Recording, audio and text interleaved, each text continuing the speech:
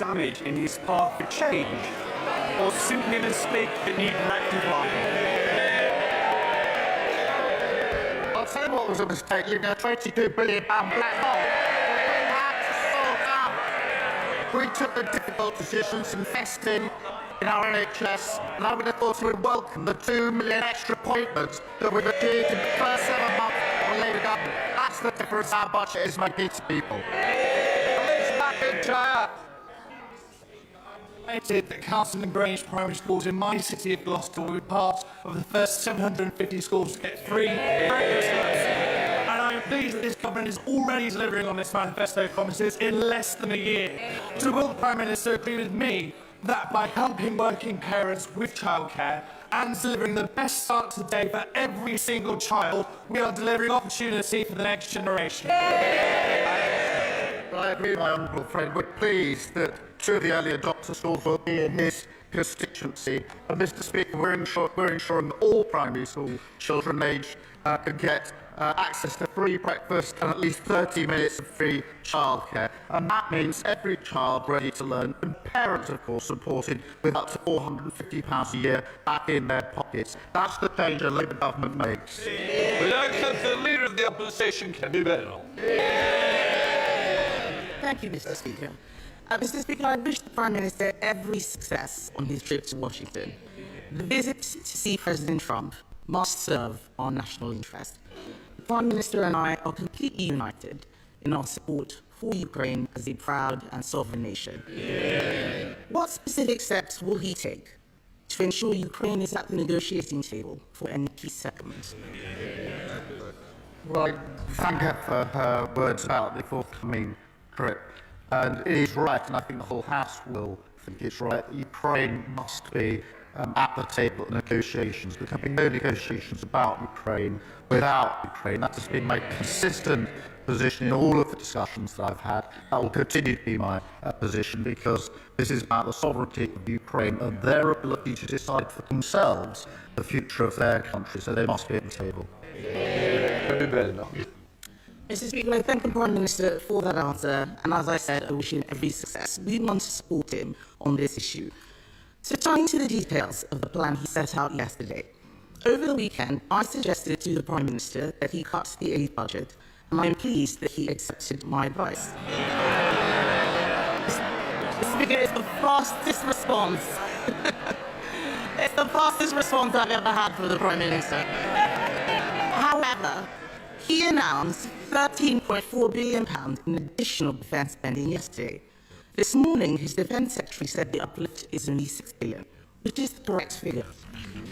Prime Minister. I'm going to have to let the Leader of the Opposition down gently. She didn't feature in my thinking at all.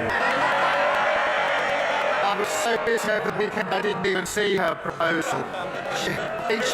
She's appointed herself, I think, saviour of the Western civilization. It's a desperate search for relevance. But, Mr. Speaker, if you take the numbers for this financial year, and then the numbers for the financial year 27-28, that's £13.4 billion increase. That is the largest sustained increase in defence spending since the Cold War, which will put us in a position to ensure the security and defence of our country and of Europe.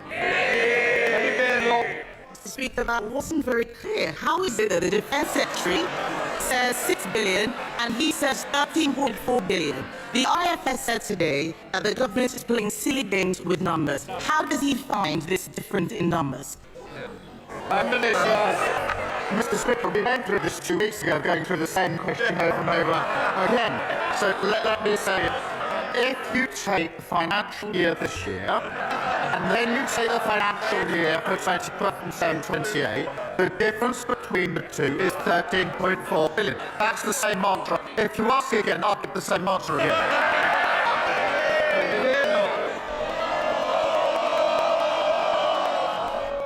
I'll decide what it's for.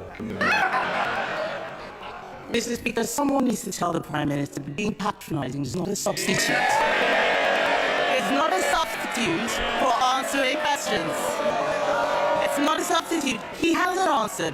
What he has said is different from what he said yesterday. We are still not clear where the money is coming from. We want to support him. He's also said that we should put British troops on the ground in Ukraine. We haven't seen the detail of any proposals. Would his new spending plans allow him to fund this commitment effectively? Prime Minister. I think it's a question again. It's 13.4 billion. That's the difference between this year and 2020. She asked a serious question about the security guarantees in Ukraine, and that is extremely important because the worst of all outcomes, if there's to be a cessation of hostilities, is that it is a short break rather than sustained and lasting peace. And I think that that means there's got to be security guarantees. I've indicated that we will play our full part. There has to be US backing because otherwise I don't think it will deter Putin. We are working on that. I'm having extensive discussions about it. Not in a position to put details before the House, as she well knows today, but I'll continue down that route because I want a lasting peace in Ukraine and Europe for the safety and security of Ukrainians, of Europeans, and of course for everybody in this country.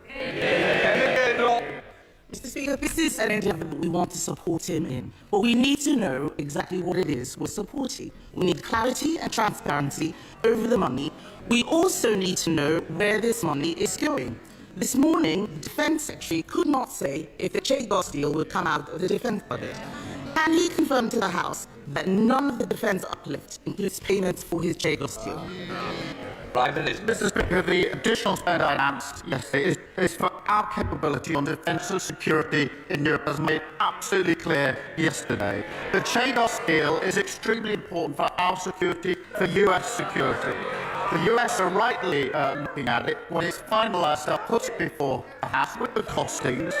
The figures being bandied around are absolutely wild remark. The deal has been over a century, but the funding I announced yesterday is for our capability to put ourselves in a position to rise to a generational challenge. That is what that money is all about, and I thought she supported it. Speaker, we need to make sure we are supporting a plan that is clear and transparent. Yesterday, the Prime Minister set an ambition for defence spending to reach 3% in the next Parliament. We agree with him, but this could be 2034, almost a decade away. That is too slow. We don't know how he will pay for it. We cannot raise taxes further. We already pay more on debt interest than defence, and everyone in this House would have heard him not answer the last question. So I will ask him again. Is he paying for the Chagos deal with this defence uplift or not? Prime Minister. I've just dealt with that. But the money announced yesterday is going to our capability to put ourselves in a position to defend the security of our country, Europe and the UK. And she asked about defence spending. She gave what people have discussed as a rambling speech yesterday when she couldn't say what defence spending should be. We've been absolutely clear. We set it out, a full, credible, costed plan, and I thought she supported it. Thank you, Mr. Speaker. The Prime Minister will be aware that in coastal communities like mine in East Thanet, people develop cancer earlier, get treated and diagnosed later, and die younger. Can he give the House an update on the plans for the government to implement the recommendations by the Chief Medical Officer, Chris Whitty, into tackling poor health in our seaside towns? Prime Minister. Well, I thank her for raising this. She's right that cancer patients are waiting too long for diagnosis and for treatment.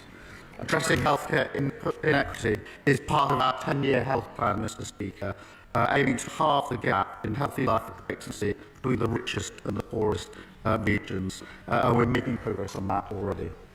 Dear Liberal Democrats ready? Thank you, Mr. Speaker. Can I start by wishing the Prime Minister well on his trip to the White House? It won't be an easy meeting, but we're all behind him for our national interest. But it's already clear that under President Trump, we won't be able to rely on the United States, sadly, to help ensure our security against Russian aggression. And that's why we strongly welcome the Prime Minister's decision to increase Britain's defence spending.